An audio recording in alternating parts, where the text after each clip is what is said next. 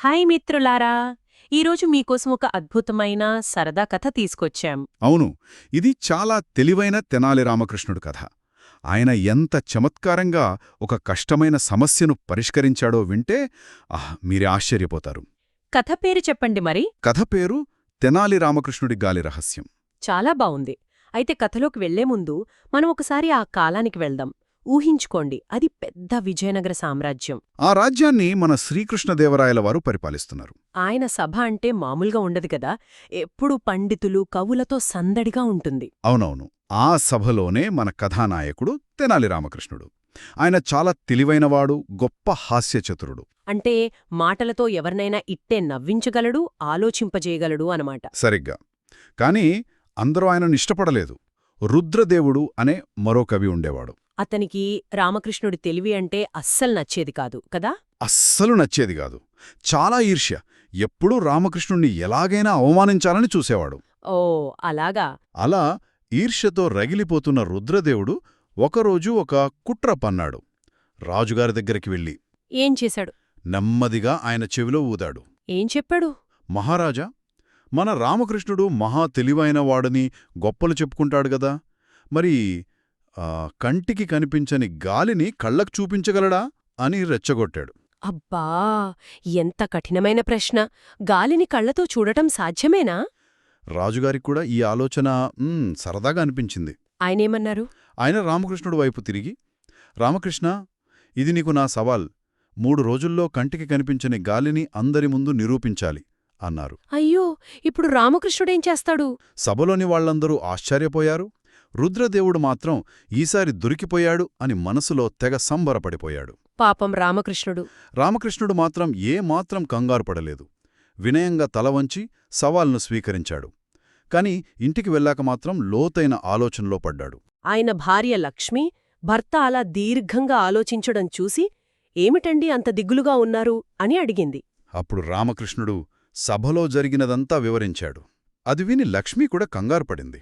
అయ్యో, కంటికి కనిపించని గాలిని ఎలా చూపించగలం అంది కదా. అవును, సరిగ్గా అదే అంది. దానికి రామకృష్ణుడు చిన్నగా నవ్వి, కనిపించకపోతేనేం దాని ఉనికిని నిరూపించవచ్చు కదా అని తనలో తాననుకున్నాడు. అప్పుడే ఆయనకు ఉపాయం తట్టిందా? అవును, ఆయన మెదడులో ఒక మెరుపులాంటి ఉపాయం తట్టింది. వెంటనే భార్యతో, లక్ష్మీ, నువ్వు కంగారుపడకు, నాకు కొన్ని వస్తువులు కావాలి అన్నాడు. ఏంటవి? నాకొక పెద్ద మట్టికుండ, ఒక చిన్న దీపం, కొంచెం నూనె, ఇంకా ఒక దారం, ఇంకా ఒక పక్షి ఈక తీసుకురా అని చెప్పాడు. గాలిని చూపించటానికి వీటన్నిటితో ఏం చేస్తారని లక్ష్మి ఆశ్చర్యపోయుంటుంది. చాలా ఆశ్చర్యపోయింది. అయినా భర్త అడిగినవన్నీ తెచ్చిచ్చింది. ఆ తర్వాత 3 రోజులు గడిచిపోయాయి. రాజసభ అందరితోనూ కిక్కిరిసిపోయింది. రామకృష్ణుడు ఏం చెయ్యబోతున్నాడో అని అందులో చాలా ఉత్కంఠగా ఎదురుచూస్తున్నారు. రుద్రదేవుడైతే ఊరికే ఉండడు కదా. అస్సలు ఊరుకోలేదు. వెటకారంగా, ఏం రామకృష్ణ, గాలిని సీసాలో ఏమైనా బంధించి తెచ్చావా అని అడిగాడు. అప్పుడు రామకృష్ణుడు వచ్చాడా?